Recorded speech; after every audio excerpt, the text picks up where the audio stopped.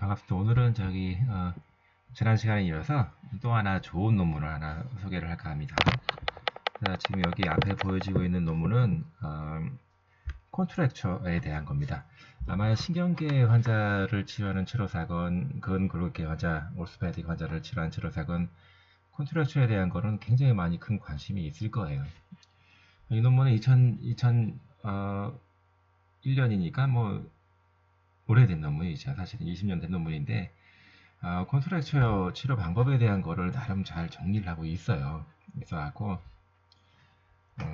상당히 읽어보면 치료 트렌드를 이해하는 데 좀 도움이 될 것 같습니다. 역시 리뷰 아티클이고 콘트랙처의 원인과 치료 방법에 대한 거는 이제 개괄적으로 설명하고 있습니다. 중간중간 내용을 보면 선생님들이 치료하는 방법에 대한 것들을 아까는 좀 더 다르게 인식을 할 수 있을 만한 내용들이 많이 있습니다. 여기서는 주로 이 논문의 그 저널은 Disability and Rehabilitation이라고 해서 SCI 논문이고요. 그리고 쉽게 되게 어려워요. 저도 몇 번 넣다가 떨어졌는데 어쨌든 간에 되게 좋은 논문, 영국 사람들이 쓴 것 같습니다. 전반적인 그 최근 논문들을 2001년도에 가장 최근의 논문들을 이제 그 시절에 서칭을 해서 여러 가지 콘트랙처에 대한 식견도 좀 전달을 하고 원인, 치료 등등 관련된 사항들을 쭉 얘기를 해주고 있는 거예요. 자, 먼저 콘트랙처 그러면 구축, 관절이 굳은 거죠.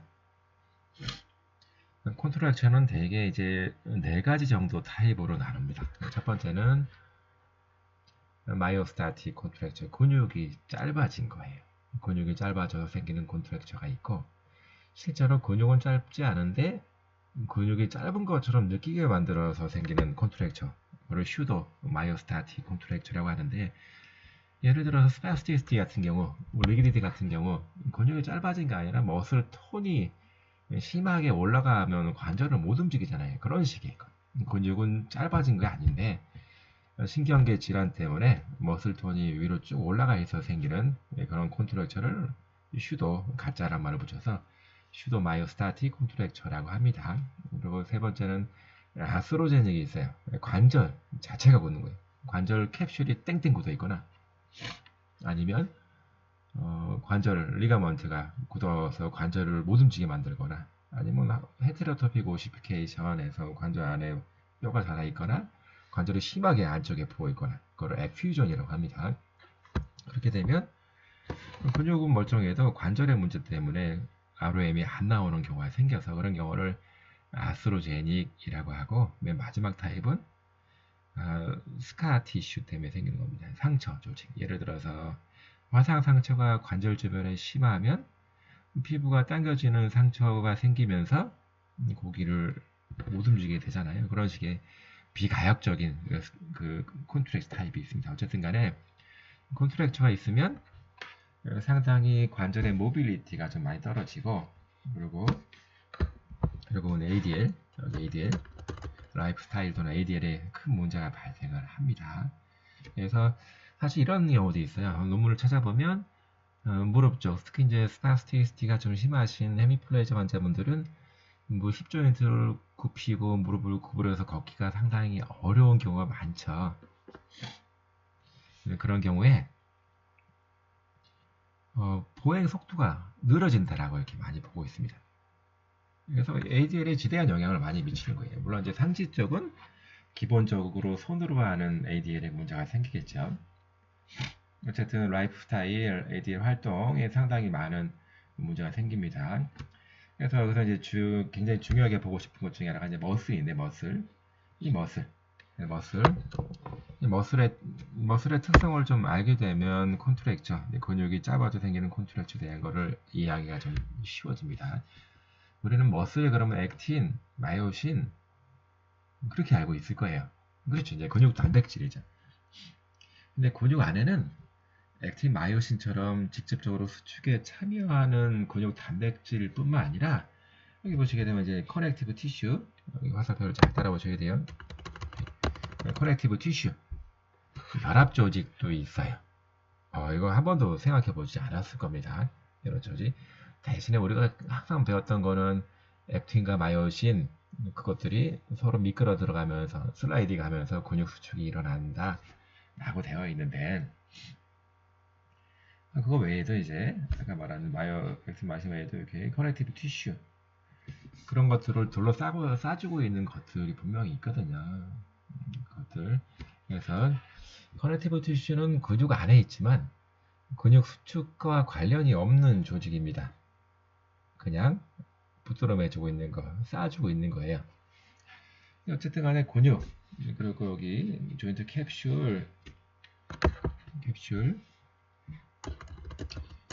그리고 리가먼트, 머슬 등등 텐던 등 사실 근육처럼 쉽게 바뀔 수 있는 조직 우리 몸에서 없습니다. 근육이 가장 쉽게 바뀔 수 있는 조직이에요. 변화에 굉장히 잘 순응하고요. 변화에 잘 적응을 합니다. 계속 팔꿈치를 구부리고 있으면 근육은 짧아집니다. 쭉 스트레칭을 계속하면 근육은 늘어납니다. 굉장히 쉽게 바뀔 수 있다라고 하는 얘기. 그래서 좀 강조하고 싶은 내용 중에 하나는 이제 근육, 액틴과 마요신 뿐만 아니라 여기 커넥티브 티슈에 대한 것들. 커넥티브 티슈를 보니까 페리마이지움, 근육 주변막이라는 뜻이고 페리가 주변, 엔도마이지움, 근육 속막, 근육 바깥막 이렇게 됩니다. 이렇게 그냥 이렇게 생각하시면 좋을 것 같아요. 근육 번들 한 개 한 개를 쌓아주고 있는 거는 엔도마이지움, 근육 속막이 되는 거고요. 그 여러 개를 같이 해주고 있는 게 페리마이지움, 전체를 통째로 쌓아주고 있는 게 에피마이지움. 쉽게 말하면 우리 요즘에 사탕을 사서 먹어보면 사탕 한 개 한 개 꼬아서 낮게 포장했잖아요. 그거는 엔도마이즘에 해당되는 겁니다. 그리고 사탕 한 20개 정도를 한 봉지에 집어넣잖아요. 봉지. 그리고 안에 질소 채워넣잖아요. 그게 페리마이즘이 되는 거고, 10봉지를 한 박스 만들잖아요. 그 박스가 에피마이즘. 이런 것들은 분명히 결합 조직입니다. 비교적 단단한 결합 조직인 거예요.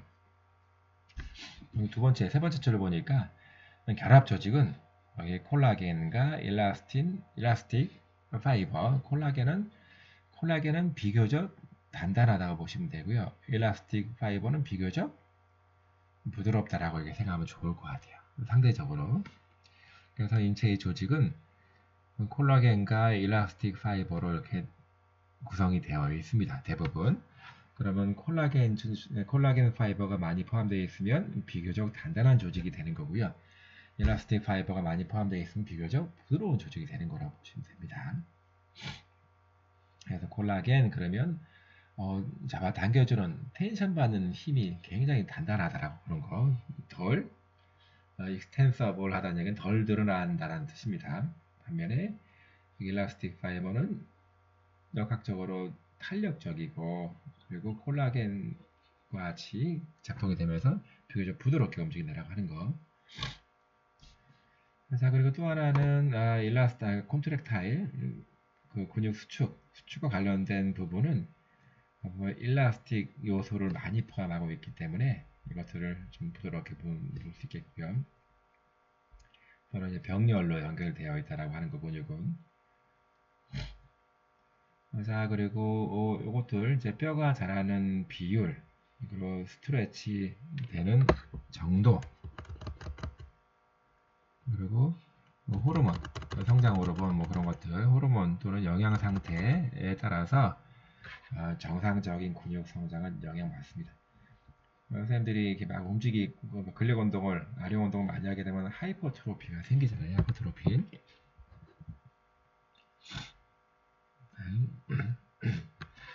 그런데 이제 우리가 눈여겨봐야 될 거는 근육 성장이 또는 대체가 충분하지 않으면 콘트랙처가 나타납니다. 근육이 짧아지는 거예요. 짧아지는 겁니다. 자, 그 성장, 대체. 지금 우리가 옛날에 엄마 뱃속에서 갖고 태어난 근육을 지금까지 쓰고 있지는 않죠. 일정 기간 한 번씩 교체가 되고 보수가 되거든요. 그런 것들이 충분하게 일어나지 않으면 근육은 짧아지고 콘트랙처가 발생한다는 얘기입니다. 보게 되면 근육 단백질은 우리가 알고 있는 액틴과 마요신은 계속적으로 리사이클 됩니다. 교환되는 거예요. 되게 보면 이런 것들이 한 반 정도 교차가 되는 거가 7에서 15일, 한 2주 정도 되면 근육의 반 정도는 새 걸로 이제 교차가 되고 수선이 되는 겁니다. 복구가 되는 거예요. 그럼 전체가 다 교차가 되기 위해서는 이거 2배 정도가 걸리겠죠. 적어도 4주가 걸리겠죠. 그래서 선생님들께서 근육 운동을 많이 해서 피트니스 센터에서 운동을 많이 해서 근육이 볼록볼록한 근육맨이 되고 싶으면 근육이 바뀌기를 기다려야 되는 거잖아요. 운동을 통해서 운동 스트레스를 많이 주게 되면 근육들은 그 스트레스 정도에 맞게 더 많은 근육들을 만들어냅니다. 시간이 필요한 거죠.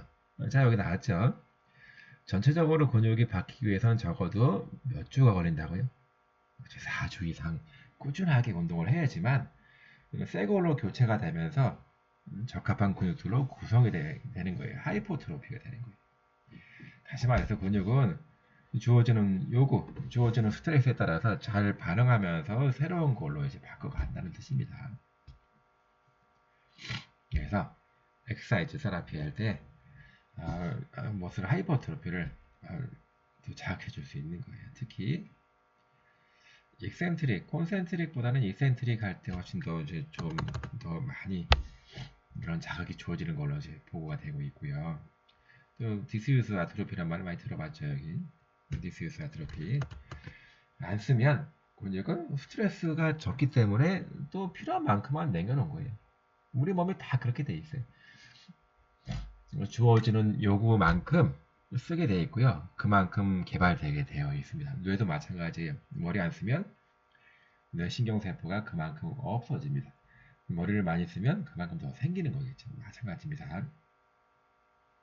그래서 운동을 많이 하게 되면 근육이 커지고 여기 그리고 크로스 섹셔널 에어리어 CSA라고 약자를 많이 쓰는데요.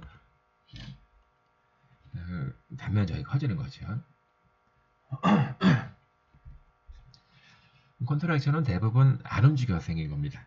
관절을 안 움직여서 여기 immobilization이라고 나와 있을 거예요. 그리고 여기 muscle weakness 또는 마비 또는 spasticity 요 세 개 immobilization, muscle weakness 또는 마비 그리고 spasticity 어쨌든 이게 컨트랙션을 유발하는 큰 세 가지 요소가 있습니다. 그래서 근육과 근육 안에 있는 커넥티브 티슈는 컨트랙처가 있으면 영향을 받게 되어 있을 수밖에 없고 근육의 최소 단위는 살코미어, 맥틴과 마요신 한 쌍을 살코미어라고 하는데 살코미어는 병렬로 쭉쭉쭉 연결되어 있는 거거든요. 이런 것들이 자꾸 소진이 되는 거예요. 없어지는 거예요. 짧은 위치에 있으면 짧아지는 거고 한 개씩 빼어가면서 하지만 그래서 늘어나지 않기 때문에 짧은 위치만 있어도 필요 거기가 딱 적합한 거예요. 그러다 보니까 굳이 뭐 여러 개 있어봤자 소용없겠다 해서 한 개씩 흡수를 해버립니다. 몸에서 적응적으로 짧아지고 일라스티시티 여기 탄력성 떨어지고 특히 이제 신경 근육의 질환이 있으면 아까 말한 immobilization, muscle weakness 또는 paralysis 마비, spasticity 같은 게 있으면 컨트롤처럼 굉장히 생기기가 쉬워지는 겁니다. 한번 제 눈여겨 봐보세요. 헤미플레이저 환자분들 팔 상지 스파스티스 때문에 항상 팔을 구부리고 있잖아요. 굽히고 있는데 굽히고 있는 거 보면 그 자세를 풀어주지만 않으면 당연히 그거는 머슬 짧아지고 컨트랙션 생깁니다. 처음에는 머슬 문제부터 생기겠죠. 근육이 짧아지고 나중에는 관절도 굳게 되는 거죠. 그래서 반대로 얘기하면 RM 운동만 규칙적으로 잘 해줘도 콘트랙처를 예방할 수 있다는 뜻이고 콘트랙처가 예방이 되면 근육은 더 부드럽게만 움직일 수 있는 거가 되는 거고 그러면 스파스티시티도 좀 떨어진 것처럼 이렇게 만들 수 있어요. 다시 말해서 우리가 키스나인 콜비처에서 배웠던 거 운동치료학책에서 배웠던 거 기초만 해도 괜찮다는 뜻이에요.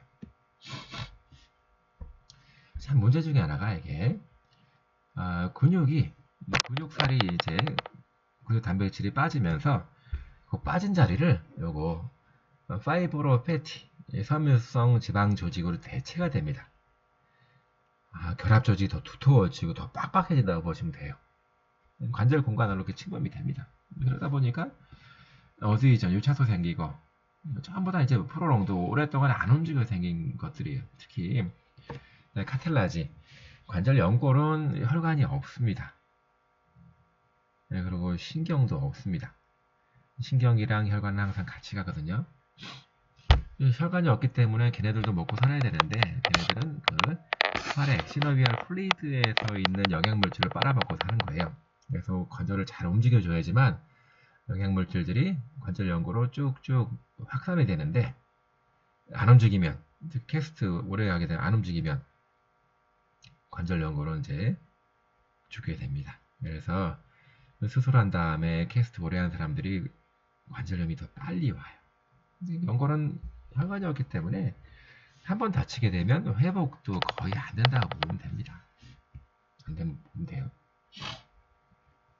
자, 살코미어 숫자, 살코미어 넘버, 레귤레이션 조절, 살코미어를 조절해주는 거, 숫자를 조절해주는 거는 펑셔널 랭스, 근육 옛날에 한번 다룬 적이 있을 거예요. 물론 이제 옛날에 했기 때문에 기억이 안 나겠죠. 기능적인 길이를 항상 우리는 유지하려고 하는데 그래서 항상 짧아지고 늘어나고 하는 거를 우리 몸에서 알아서 컨트롤 해주고 있는 겁니다. 그래서 길어진 위치, 여기 랭스튼 포지션 길어진 위치에서 고정되어 있으면 살코미어 숫자는 늘어납니다. 반대로 짧아진 위치에서 고정되어 있으면 살코미어 숫자는 줄어듭니다. 또 이거는 나이에 따라서 좀 다른 효과가 나타나고요. 어쨌든 간에 스트레칭은 길어진 위치로 놓는 거잖아요. 놓으려고 하는 거잖아요. 그런 위치에서 가끔 늘어난다고 보면 될 것 같습니다. 짧은 위치에 있으면 안 되는 거예요. 그래서 자, 근육이 고정되어 있거나 짧은 위치에 있으면 패시브 스트레칭을 통해서 패시브 스트레칭을 할 때 상당히 저항적이 돼요. 잘 안 늘어나는 거죠. 이렇게 서로 막 유착이 생겨져 있고 커넥티브 티슈가 이렇게 한 줄로 쭉쭉 돼 있어요. 서로 막 꼬이고 유착이 생기거든요. 그럼 잘 안 늘어나요. 더 빡빡해지는 겁니다. 그래서 이게 참 중요한 것 중에 하나가, 그래서 근육 안에서 커넥티브 티슈 그리고 근육 단백질의 비율을 일정하게 상대적으로 이렇게 잘 맞춰놓는 게 상당히 중요합니다. 아까 얘기했죠. 근육 단백질이 소실이 되면 그 자리를 누가 채운다고요? 커넥티브 티슈가 채워지는 거죠. 단백질이 없어지니까 근력은 떨어지죠. 커넥티브 티슈가 늘어나니까 근력은 훨씬 더 뻣뻣해지게 되는 겁니다. 그래서 가장 중요한 키팩터, 여기서는 커넥티브 티슈에 대한 거, 그 안에서 그 비율을 잘 정상적으로 유지하는 거가 상당히 중요하겠다 이렇게 보는 거예요. 머슬 위크니스에 대한 거, 특히 이제 선생님들 많이 못 보셨을 거예요. 근육병이라고 하는 거, 점진적으로 근육이 죽는 병이 있어요.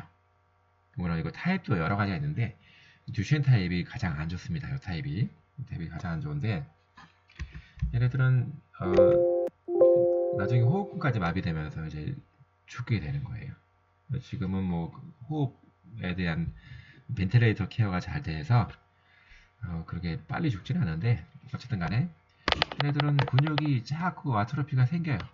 대신에 아까 얘기했죠. 이제 근육 단백질이 없어지면 뭐가 늘어난다고요? 그래서 커넥티브 티슈가 굉장히 많이 늘어납니다. 그래서 얘들을 특징을 보게 되면 특히 칼프 머슬, 종아리 근육들이 살이 빠지면서 오히려 땡땡해집니다.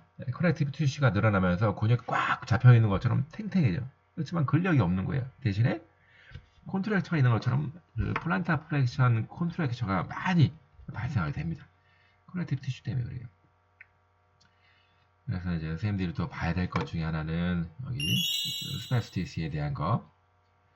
우리가 많이 뭐 CP, 뇌성마비를 치료하던 스트로크 환자분들을 치료하던 스파스틱한 건데, 스파스티시는 머슬 톤이 올라가 있는 거예요. 기본적으로 뻣뻣하다고 보시면 되고요. 톤 때문에도 뻣뻣할 수 있지만, 아까 그 액틴과 마이오신, 그리고 또 커넥티브 티슈 간에 서로 엉켜져 있는 것들을 쉽게 잘 안 풀어져요. 그래서 잡아당기거나 팔다리 움직일 때 굉장히 저항감이 커지는 거죠. 특히 이제 살코미어가 굉장히 빨리 없어집니다. 이거는 그 실험적인 친구로 나왔어요. 그냥 단순하게 관절을 못 움직이게 땡땡 고정시켜 놓은 것보다 안 움직이면서 스파스티티가 있는 게 훨씬 더 빨리 없어진다라고 나왔습니다. 자, 그리고 스티프니스는 스파스티티랑 다른 개념이에요. 정상적인 근육에서도 스티프할 수 있습니다. 예를 들어 선생님들 보면 오른손잡이들은 왼손에 비해서 오른손이 더 크거든요. 근육이 커지면 커질수록 그 안에 포함되어 있는 커넥티브 티슈 양도 늘어납니다. 그래서 사실은 큰 근육들은 더 스티프할 수밖에 없습니다. 이것들은 커넥티브 티슈 양이 늘어날수록 그렇고 액틴과 마이오신이 크로스 링크 되어 있는 게 쉽게 해결이 잘 안 돼서 이완이 잘 안 돼서 그럴 수도 있습니다.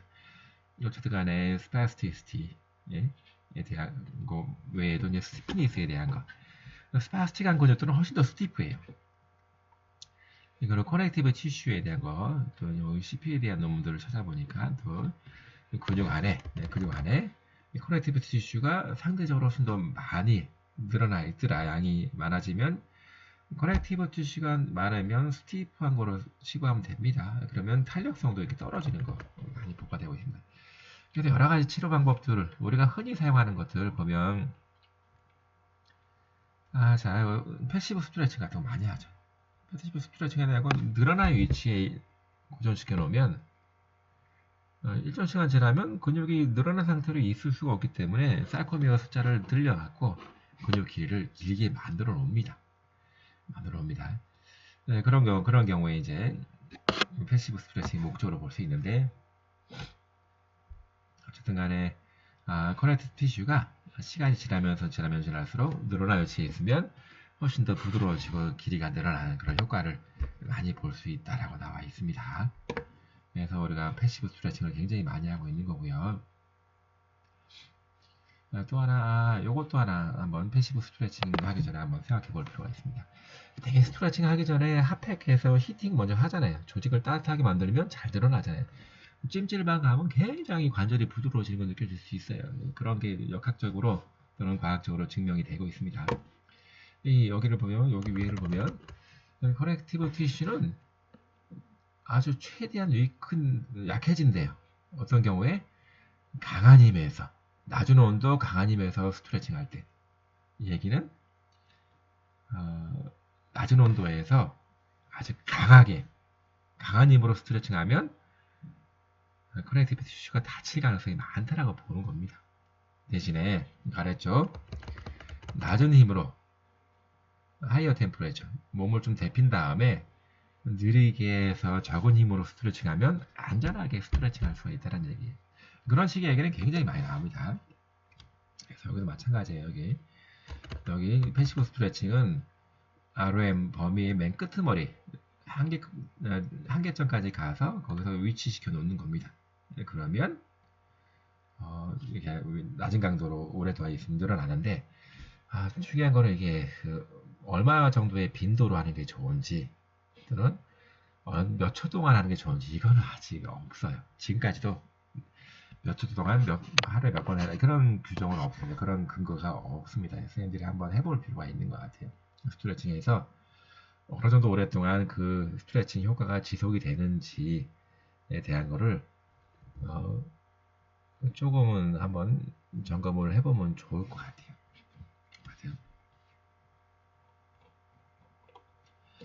CPM은 주로 이제 수술한 다음에 초기에 이거를 시간 각도 정해서 이렇게 하게 되는데 CPM 주로 올스패딩 환자분들을 대상으로 많이 하죠.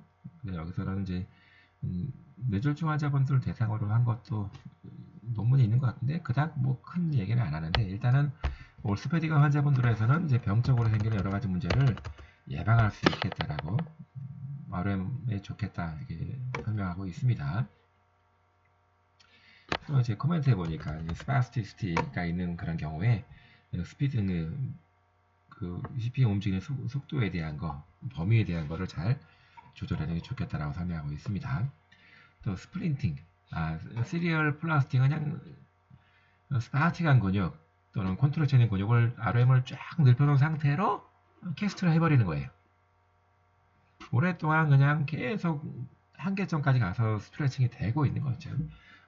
장기간 했을 때 그 ROM을 넓히는 데는 효과적인 거로 나오고, 이건 좀 무지막지한 것 같으니까 이제 스프린트에서 똑같이 보조기 사용해서 똑같이 쫙 스트레칭 한 다음에 거기 고정시켜 놓는 겁니다. 이런 방법도 있고, 또 이제 전기 자극 치료 FS 같은 걸 하는 경우도 있는데, 일단은 근육이 짧아졌다라고 봤을 때 근육을 길어지게 만들기 위해서 전기 자극 치료를 할 수가 있습니다. 스트레치 효과는 짧아진 위치에 있으면 근육이 계속 짧아지죠. 사실은 길어진 한계점까지 길어진 위치에서 FS 또는 전기 자극 치료를 하게 되면 스트레칭만 하는 것보다는 좀 더 도움이 되겠다. 짧아진 위치나 편한 위치가 아니라 최대한 늘어나게 해놓고 거기다 근육, 가장 늘어난 근육 위치에서 전기 자극을 하는 겁니다. 그래서 여기 그런 식의 내용들이 여기 적혀 있습니다. 뭐 치료적으로는 굉장히 좋은 내용인 것 같아요. 자, 그래서 네, 보톡스에 대한 거는 스파스티티가 너무 심한 경우에 톤을 줄이기 위해서 하는 거죠. 사실은 보톡스 효과를 위해서 보톡스를 쓴 게 아니라 이거 보톡스 맞춘 다음에 물리치료 작업치료를 열심히 하기 위해서 스트레칭하고 스트렝스닝 근력 강화를 하기 위해서 하는 겁니다. 보톡스는 그 한시적인 효과이기 때문에 3개월 정도 지나면 다시 톤은 올라갑니다. 근데 왜 할까요? 이거를 비싼데. 자, 보톡스를 맞고 톤이 떨어진 상태에서 물리치료 받아서 생긴 이점들이 있잖아요. ROM이 높아졌다거나 아니면 근력 개발이 됐다. 그런 것들은 톤이 올라가도 계속 남아있게 되는 거예요. 그러니까 기능하기 훨씬 더 편해지는 거지.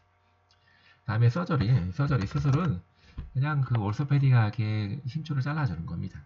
근육을 잘라서 돌린 다음에 다른 데다 심어주는 거예요. 이렇게 주로 CP 애들, 톤이 너무 심한 애들 주로 많이 하는데 우리 분야가 아니니까. 자, 어쨌든 이제 여기 결론 부분에는 이제 모든 게 다 정리가 되어 있습니다. 이제 콘트랙처에 대한 거를 한번 관절이든 근육이든 우리가 많이 고민을 하고 있어야 되는데요.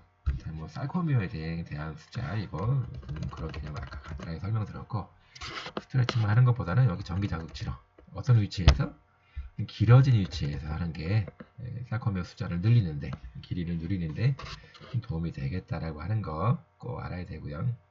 그리고 중요한 거 아까 근육 단백질이랑 코넥티브 티슈의 정상 범위를 정상 비율을 유지하는 거가 상당히 중요하겠다 라고 보는 거. 또 스플린팅, 전기치료, 보톡스 등등 몇 가지를 소개를 했습니다. 그래서 선생님들이 이 논문을 읽고 선생님들께서 좀 도움이 되는 부분을 취했으면 좋겠고요. 선생님들께서 하는 치료에 대한 것들을 이 논문에 대한 하나의 근거로 삼았으면 좋겠습니다. 고생하셨습니다.